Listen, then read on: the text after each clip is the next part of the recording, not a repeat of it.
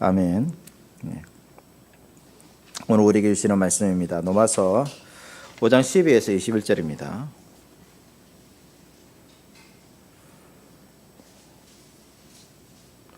로마서 5장 12에서 21절 말씀 한 절씩 교독하시겠습니다. 그러므로 한 사람으로 말미암아 죄가 세상에 들어오고 죄로 말미암아 사망이 들어왔나니 이와 같이 모든 사람이 죄를 지었으므로 사망이 모든 사람에게 이르렀느니라. 죄가 율법 있기 전에도 세상에 있었으나 율법이 없었을 때에는 죄를 죄로 여기지 아니하였느니라. 그러나 아담으로부터 모세까지 아담의 범죄와 같은 죄를 짓지 아니한 자들까지도 사망이 왕노릇하였나니 아담은 오실 자의 모형이니라.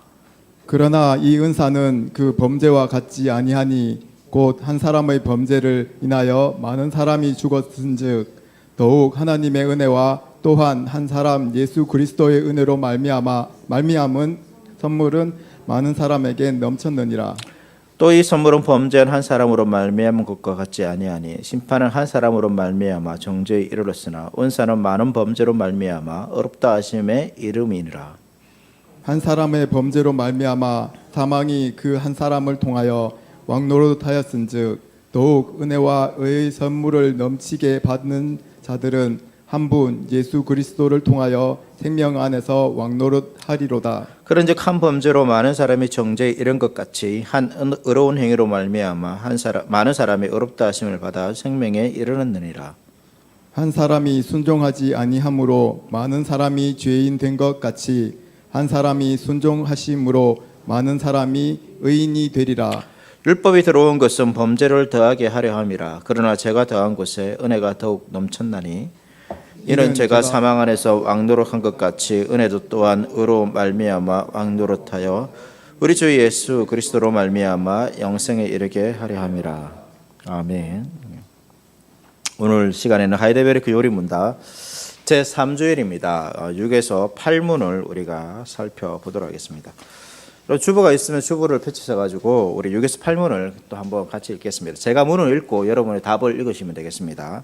연결해서 한번 읽고 말씀을 듣도록 하겠습니다. 6문입니다. 그러면 하나님께서는 사람을 그렇게 악하고 패역한 상태로 창조하셨습니까? 아닙니다. 하나님은 사람을 선하게 또한 자신의 형상 곧 참된 의와 거룩함으로 창조하셨습니다. 이것은 사람으로 하여금 자신의 창조주 하나님을 바르게 알고 마음으로 사랑하며 영원한 복락 가운데서 그와 함께 살고 그리하여 그분께 찬양과 영광을 돌리기 위함입니다. 그렇다면 이렇게 타락한 사람의 본성은 어디서 왔습니까? 우리의 시조 아담과 하와가 낙원에서 타락하고 불순종한 데서 왔습니다. 그때 사람의 본성이 심히 부패하여 우리는 모든 죄악 중에 잉태되고 출생합니다. 그렇다면 우리는 그토록 부패하여 선은 조금도 행할 수 없으며 온갖 악만 행하는 성향을 지니고 있습니까? 그렇습니다. 우리가 하나님의 성령으로 거듭나지 않은 한 참으로 그렇습니다. 아멘. 하이델베르크 요리문답을 계속 살펴보고 있습니다. 우리의 위로에 대해서 살펴보고 그 위로가 그리스도 안에 있는 것이다라고 말했습니다. 그리고 이러한 것들을 이제 알기 위해서 세 가지를 알아야 된다라고 말하고 있죠. 우리의 비참이 무엇인지, 또 그 비참으로부터 우리가 어떻게 구원을 받는지, 또 구원받은 자가 어떻게 하나님께 감사하는지를 세 가지를 알 때 우리가 유일한 위로 가운데 거할 수 있다라고 말하고 있습니다. 그래서 이제 지난 시간에는 우리가 비참에 대해서 살펴보았습니다. 그러니까 비참을 이해하기 위해서는 본래 우리의 상태가 어떠했는지를 살펴보았죠. 원래는 우리가 아름답게 떨어져 있습니다. 그래서 비참이라는 것은 원래 이 아름다운 상태에서 떨어진 것이 우리의 비참이라고 했죠. 그리고 이제 오늘은 왜 이렇게 되었는지, 이제 우리가 지난 시간에는 비참한 상태, 원래 상태와 비참의 상태가 무엇인지 살펴보았고, 오늘 시간에는 왜 그렇게 비참하게 되었는지, 그 원인이 무엇인지를 살펴보는 것입니다. 6에서 8문 답을 좀 간략하게 정리하면 이렇습니다. 6문에서는 이제 하나님께서 사람을 선하게 창조하셨고 하나님의 형상대로 창조하셨기 때문에 창조주 하나님께 우리가 비참하게 되는 원인을 찾을 수 없다라고 6문에서 말하고 있습니다. 7문에서는 이제 아담과 하와가 하나님 말씀을 어긴 데서 사람이 타락, 그러니까 비참하게 되었다라고 밝히고, 8문에서는 사람이 하나님의 성령으로 거듭나기 전까지는 악만 행하는, 이 성경에서 말하는 이제 교리적으로 전적 타락인 그러한 성향이 있다라고 우리에게 말해주고 있습니다. 그렇게 이제 8문에서 이야기하면서 결국은 이제 성령을 새롭게 하심에 소망을 두게 하면서 이 요리문답은 이제 3주일을 우리에게 말해주고 있는 것입니다.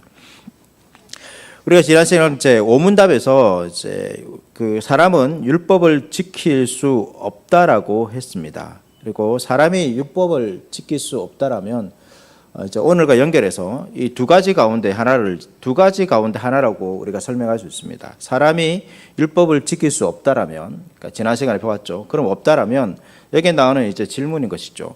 그러면 사람 안에 이 원인이 사람 안에 문제가 있는 것인가? 아니면 그러한 사람을 만드신 창조주에게 문제가 있는 것인가라는 질문으로 연결할 수 있습니다. 그러니까 사람이 원래 상태가 있는데 이제 비참하게 되었지 않습니까? 그 비참하라는 것이 하나님의 율법을 지킬 수 없는 그러한 상태입니다. 그렇다면 그 문제가, 그 원인이 사람에게 있는가, 하나님에게 있는가라는 것입니다.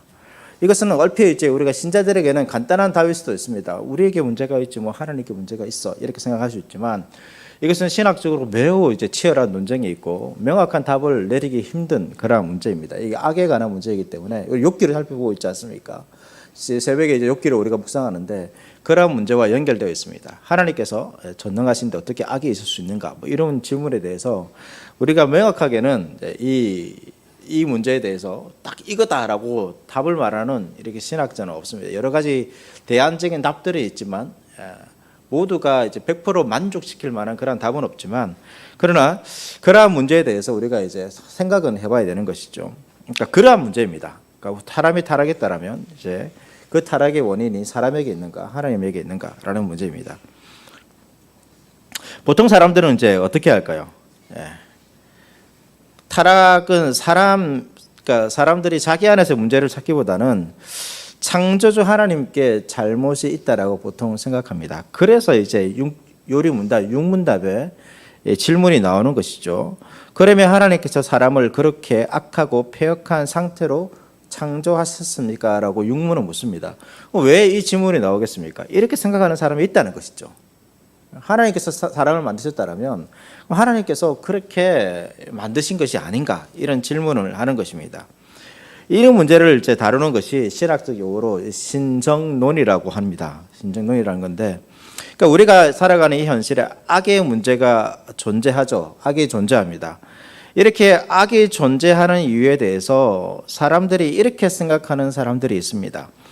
하나님께서 이제 세상에 악이 존재하는데 하나님께서 이 악을 존재하게 하셨거나 아니면 어떻게든 하나님께서 이 악이 존재하게 하는데 무언가 기여한 것이 있지 않는가라는 생각인 것이죠. 제가 말씀드린 것처럼 하나님께서 전능하시다라면 하나님께서 전능하십니다.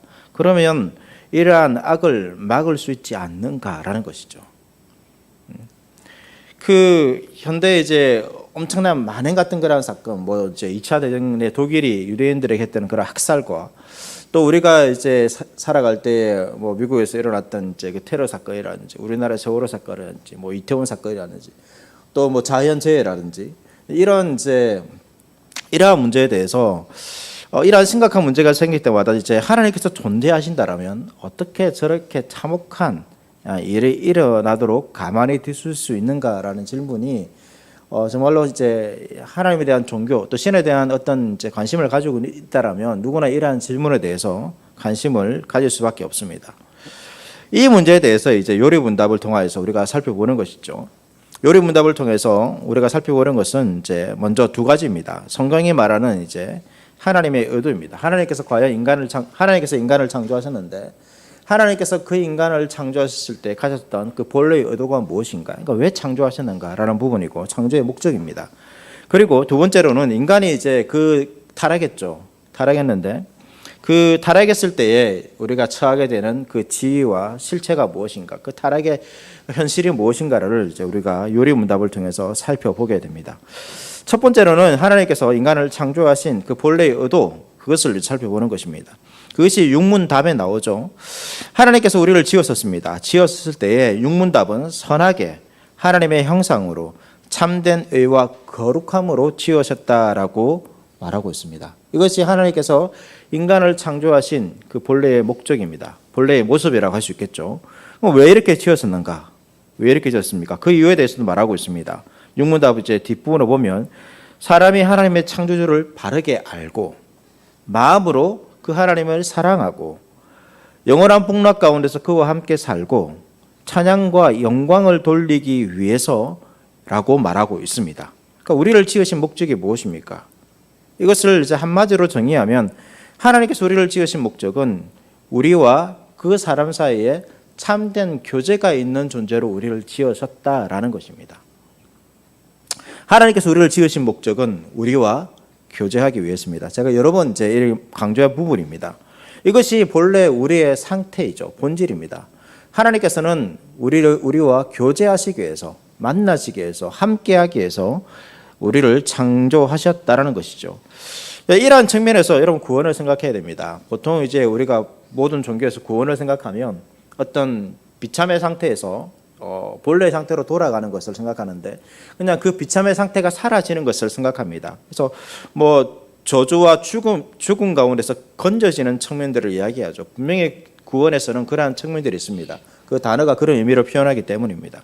하지만 성경에서 말하는 구원은 그것이 최종 목적이 아닙니다. 그것은 하나의 과정인 것이죠. 하나님께서 왜 우리를 구원하셨습니까? 단순히 비참한 상태에서 벗어나는 것에서 우리를 구원하신 것이 아니라 저주와 죽음 가운데서 우리를 건지신 이유는 원래 상태가 무엇입니까? 하나님과 우리가 교제하는 것입니다. 우리는 모두는 어떤 인간의 좀 비참함을 느끼고 있지 않습니까? 자신의 능력의 부족함을 느끼고 있습니다. 나는 이것밖에 못하는가? 우리 뭐 예준이 고3 시험 치고 왔는데 내가 이거밖에 못 쳤나? 이런 생각을 혹여나 하시겠지만 우리 인생 가운데서 여러 가지 일들 보면서 나의 인생에 대해서 비참함을 느낄 때가 많습니다. 내 인생은 왜 이렇게 비참할까? 나는 왜 이런 능력이 없을까?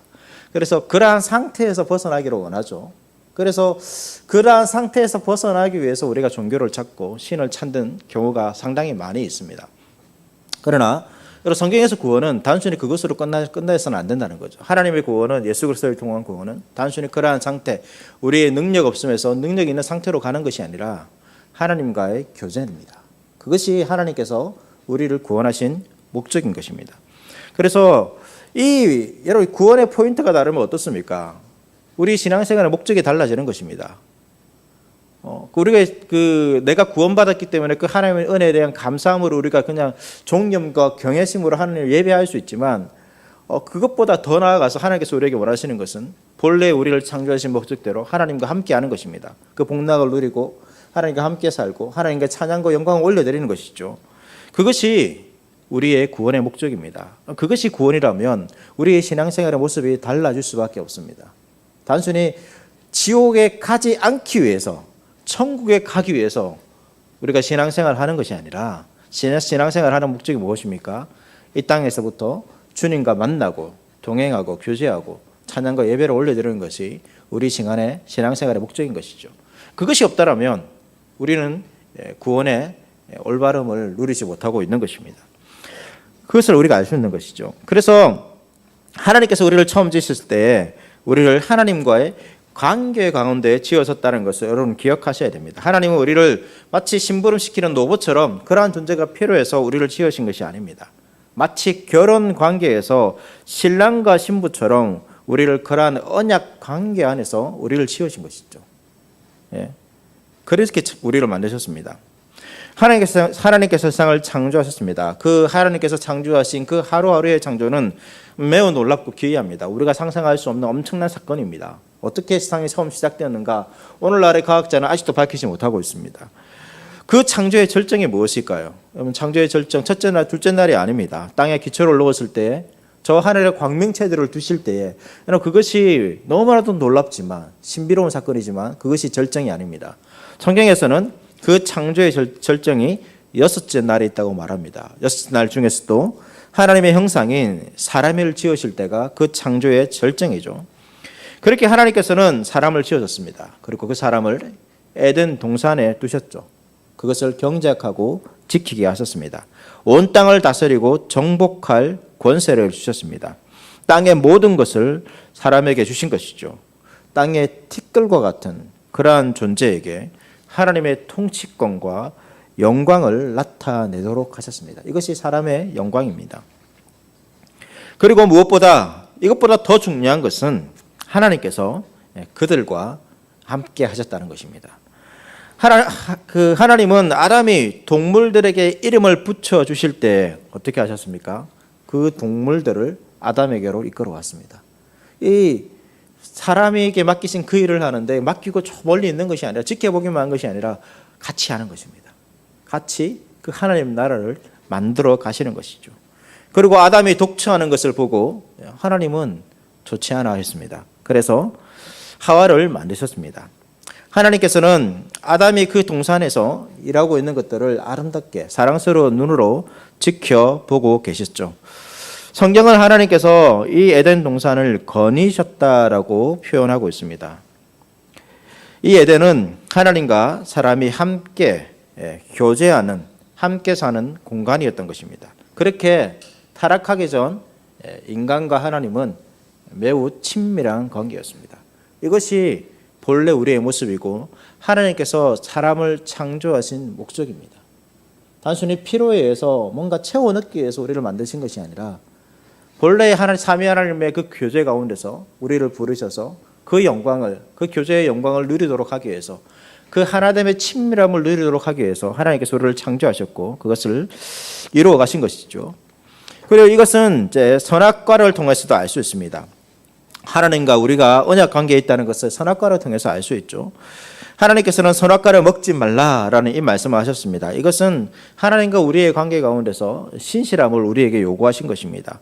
우리가 하나님을 향해서 신의를 지켜야 되고 하나님을 배신하지 말아야 되며 하나님과 동반자의 관계로 머무는 것, 이것이 하나님과 아담 사이에 맺어진 그 언약인 것입니다. 마치 여러분 결혼 언약과 유사합니다. 결혼할 때도 비슷한 언약을 서로가 뭐 이제 이 다른 여자나 남자를 그럼 사랑해서는 안 되잖아요. 어떤 상황이 온다 해가지고 사람을 버려서는 안 되고 끝까지 어려움이 있더라도 나이가 들더라도 함께하는 것이 결혼 가운데서 우리가 맺는 언약의 내용 중에 하나입니다. 이렇게 하나님과 우리 사이는 그런 관계였던 것이죠. 그래서 하나님께서 사람을 창조하실 때 그들에게 기대하신 것은 명확합니다. 하나님께서 우리를 교제의 대상으로 만드신 것입니다. 그리고 우리는 그분께 신의를 지키면서 살도록 창조된 것이죠.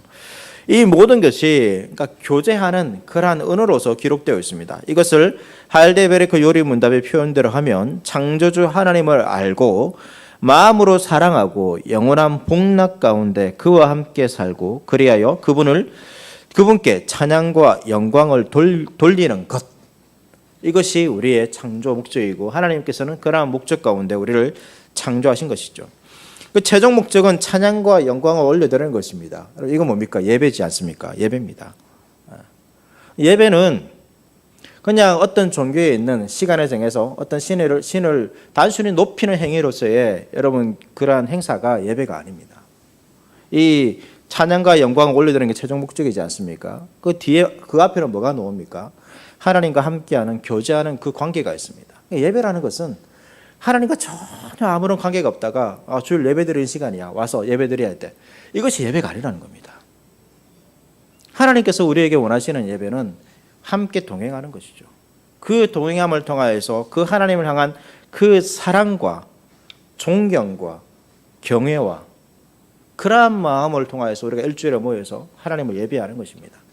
그러한 마음들이 만남 가운데서 그러한 마음들이 차곡차곡 쌓여서 다 주의 백성들이 모여 하나님을 찬양하는 것이 예배인 것이죠. 그래서 예배가 단순히 여러분 일주일에 있는 그 시간에 정해진 그 어떤 순서에 따라서 드려지는 단순한 그 행위로만 생각하지 마십시오. 어떻게 보면 6일간의 삶 가운데서 우리가 하나님과 동행하지 않는다면 여러분 이 예배는 정말 하나님께서 원하시는 의미가 있는 예배인지 돌아올 필요가 있습니다. 그냥 그 순간에 내 마음을 다해서 신령과 진정으로 하나님 예배 드려야지. 그것도 좋은 마음일 수도 있습니다. 그러나 더 중요한 것은 일주일을 그렇게 지내는 것이죠. 하나님과 동행하는 것입니다. 삶의 예배가 있고 그 삶의 예배 가운데서 우리가 하루를 정하여 하나님을 예배하는 것입니다. 그것이 진정한 예배인 것이죠. 그래서 우리가 한 주간 하나님과 교제하고 또 일주일에 나와서 하나님을 예배하는 그러한 삶을 살아야 한다는 것을 우리는 하나님께서 우리를 창조하신 목적을 통하여서 이 요리문답을 통해서도 알 수 있는 것이죠. 여기서 문제가 생깁니다. 그 문제는 무엇입니까? 이제 사람의 행동에 그 문제가 있는 것이죠. 우리가 본 것처럼 이제 하나님의 의도는 명확합니다. 사람을 창조하신 의도는 명확하죠. 하나님은 사람과 참된 교제를 원하셔서 이 우주의 모든 피조물 가운데서 가장 높은 존재로서 우리를 창조하셨습니다.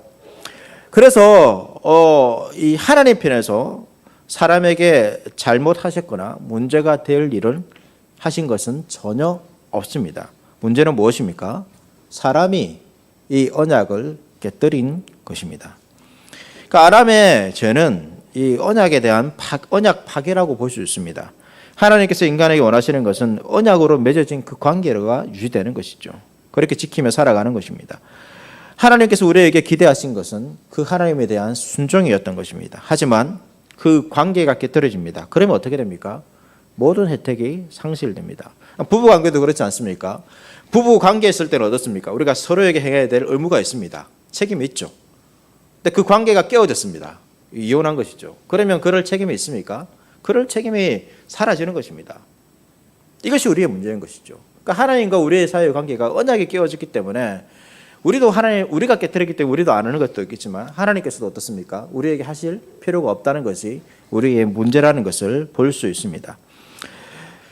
우리는 지금 이제 사람의 비참이 어디서 왔는지 지금 살펴보고 있죠. 그래서 사람의 비참한 것에 대해서 하나님 편에서 여러분 가실이 있습니까?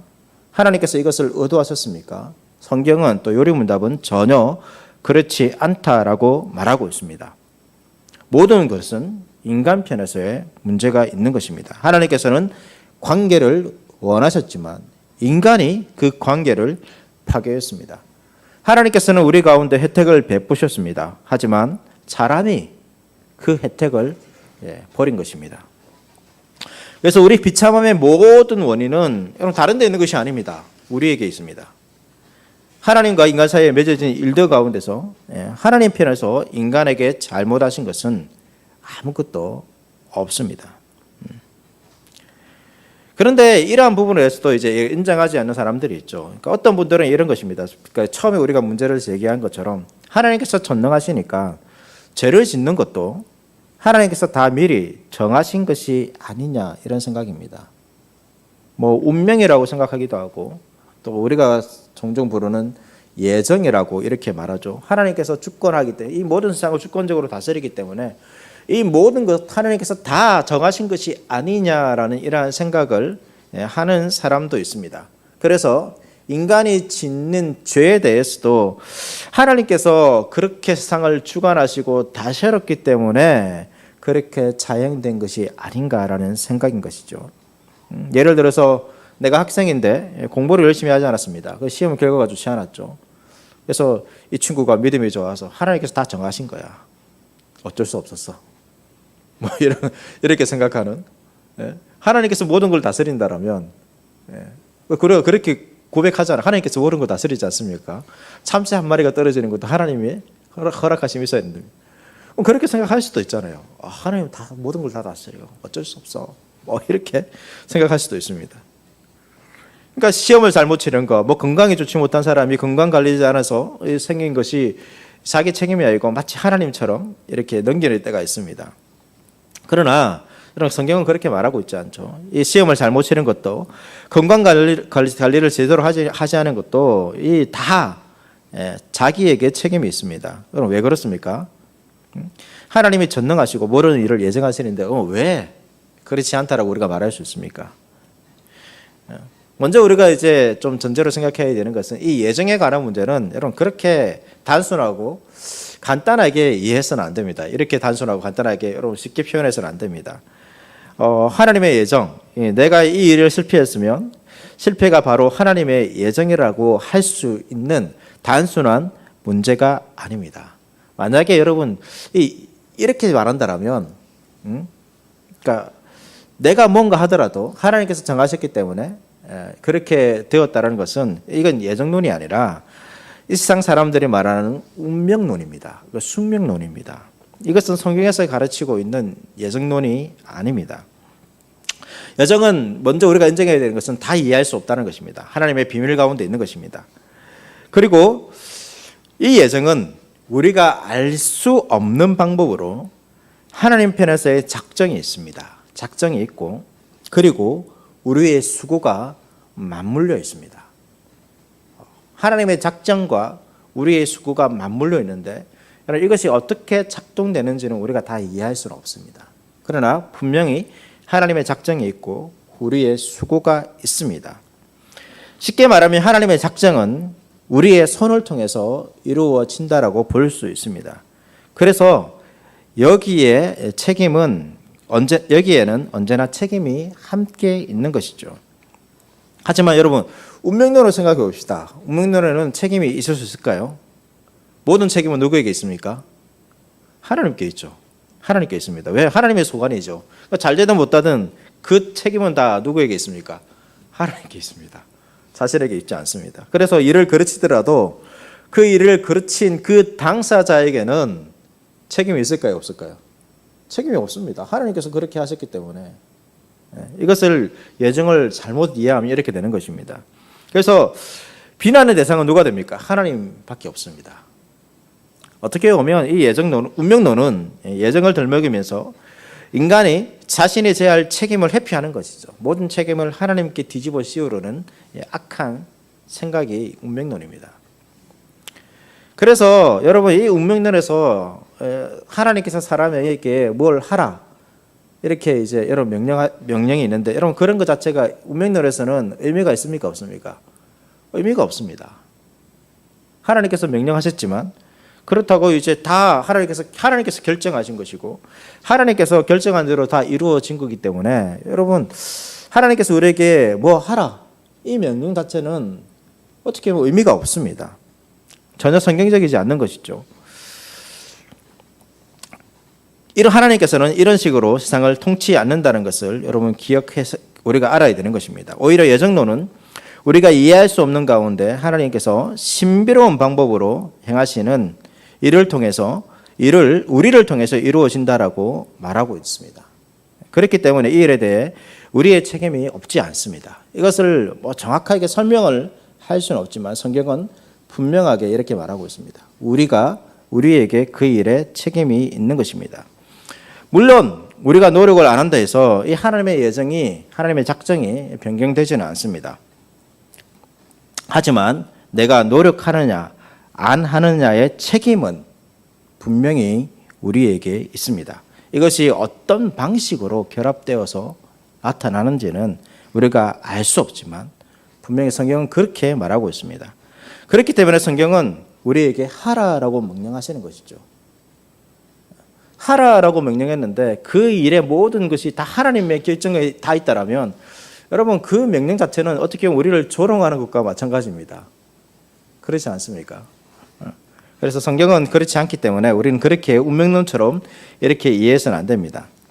그리고 하나님께서는 그렇게 하라라고 명령하셨고 또 작정하신 그 일을 인간이 행할 수 있도록 그 능력을 함께 주신다라고 성경은 말하고 있습니다. 그 능력이 있기 때문에 이 선택에 반드시 책임이 있는 것이죠. 그래서 아담과 하와가 하나님에게 그 언약을 이제 선악과를 따먹지 말라라고 하셨고 그것을 따먹지 않을 수 있는 그 능력을 주셨습니다.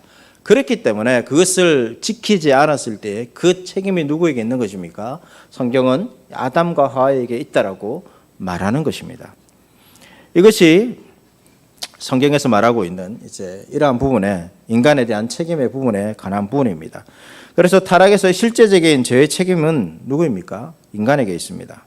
하나님은 인간에게 죄를 짓지 말라고 명령하셨고 그렇게 할 수 있는 능력을 주셨습니다. 따라서 하나님은 죄를 짓도록 예정하신 것이 아닙니다. 우리가 원래 상태에서 떨어진 것은 우리의 책임입니다. 그것이 요리문답 7문답에서 말하고 있는 것이죠. 그래서 이제 이렇게 타락을 한 이후에 우리가 처하게 되는 그 상황이 어떤가? 그러한 부분에 대해서 7문답 마지막 부분과 8문답에 대해서 말하고 있습니다. 보시면 그때 사람의 본성이 심히 부패하여 우리는 모두 죄악 중에 잉태되고 출생합니다. 우리는 그토록 부패하여 선은 조금도 행할 수 없으며 온갖 악만 행하는 성향을 지니고 있습니까? 그렇습니다. 라고 말하고 있습니다. 그래서 사람에게 일어난 일이 무엇이냐 했을 때 이 하나님과의 참된 관계, 그 언약을 걷어차버리자 그의 존재, 그 지위가 변화되었습니다. 그것을 어떻게 표현하냐면 하나님과 관계없는 사람이 된 것입니다. 하나님과 관계없는 사람이 된 것입니다. 원래 우리가 하나님과 그 관계 안에 묶여있던 사람이지만 이제는 그 관계 바깥으로 떨어져 나가게 되었습니다. 이것이 인간의 비참이고 우리의 문제입니다. 사람들은 이렇게 생각하죠. 왜 아담이 범죄했는데 후손인 나까지 벌을 받아야 되는가? 하나님과의 관계가 끊어졌기 때문이죠.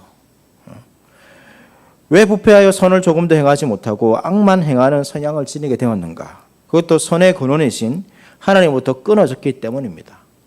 우리가 선을 행할 수 있는 것은 하나님과 관계가 있기 때문에 선을 행하는 것인데 그 관계가 끊어졌기 때문에 우리는 죄를 짓게 되는 것입니다. 그러한 성향을 지닌 채로 살아가게 되는 것이죠. 그래서 우리의 모든 죄, 우리의 모든 불의, 우리의 모든 악이 어디서 옵니까? 하나님과의 관계에서 오는 것입니다. 그래서 말씀드린 것처럼 구원은 무엇입니까? 하나님과의 관계가 회복되는 것입니다. 단순히 비참에서 벗어나는 것으로 여러분 우리의 구원, 우리의 문제가 인생의 문제가 해결되지 않습니다. 단순히 그 상태에서 벗어난다 해도 또다시 우리는 그러한 존재이기 때문에 하나님과의 관계가 회복되지 않는 한 우리는 어떻게 됩니까? 또다시 비참한 상태로 떨어질 수밖에 없습니다. 구원은 이 하나님의 관계 가운데서 온다는 것을 여러분 기억하십시오. 그래서 이 관계를 유지하기 위해서, 이 관계를 지키기 위해서 우리는 날마다 하나님께 나가는 것이죠. 기도하는 것이고 말씀을 읽고 연구하고 묵상하고 듣고 순종하며 나가는 것입니다. 그럴 때 우리가 이 비참에서 벗어나고 회복되는 것입니다. 원래 우리는 하나님의 부요함을 맛보는 인생이었습니다. 그렇지만 하나님의 관계를 우리가 끊어버렸고 우리는 영원히 어둠에만 존재하는, 그리고 빛이 아닌 어둠만을 생산하는 전적으로 타락한 그러한 존재가 된 것입니다. 팔문답의 마지막에 소망을 주고 있죠. 새로운 생명을 주시는 성령으로 말미암고서는 절대로 선을 창출해낼 수 없는 존재가 되었다라고 말하고 있습니다. 이것이 우리의 비참함이고 또 이 말을 통하여서 우리가 또 소망을 발견하는 것입니다. 어떤 소망입니까? 성령, 새로운 생명을 주시는 그 성령이 우리 가운데 오시면 우리는 어떻게 됩니까? 다시 이 관계를 회복할 수 있게 되는 것입니다. 우리가 하나님의 성령으로 거듭나게 되면 이 절망에서 벗어나는 것이죠. 고린도후서 4장 4절에서 이렇게 표현하고 있습니다. 그리스도는 하나님의 형상이다라고 가르치고 있습니다. 그리스도는 하나님의 형상입니다. 어떻게 보면 당연한 말이죠. 하나님이시기 때문에 하나님의 형상이라고 할 수 있습니다. 그런데 굳이 그리스도를 하나님의 형상이라 할 필요 없죠. 그리스도는 하나님이시죠. 그런데 왜 하나님의 형상이라고 말하고 있습니까? 그리스도께서 이 땅에 오신 이유가 우리가 잃어버린 이 하나님의 형상을 회복하기 위해서 이 땅에 오셨기 때문입니다. 성령을 통하여서 우리 마음의 빛이 비추어지고 하나님의 형상으로서 이 땅에 오신 그리스도의 복음이 우리 가운데 올 때 우리 안에서 잃어버린 파괴된 그 하나님의 형상이 회복되는 것이고, 그 하나님의 형상이 무엇입니까? 결국 하나님과 교제하는 것입니다. 하나님을 바르게 알고 하나님과 함께 살고 하나님께 찬양과 영광을 올려드리는 것, 그것이 우리 가운데 회복되는 것입니다.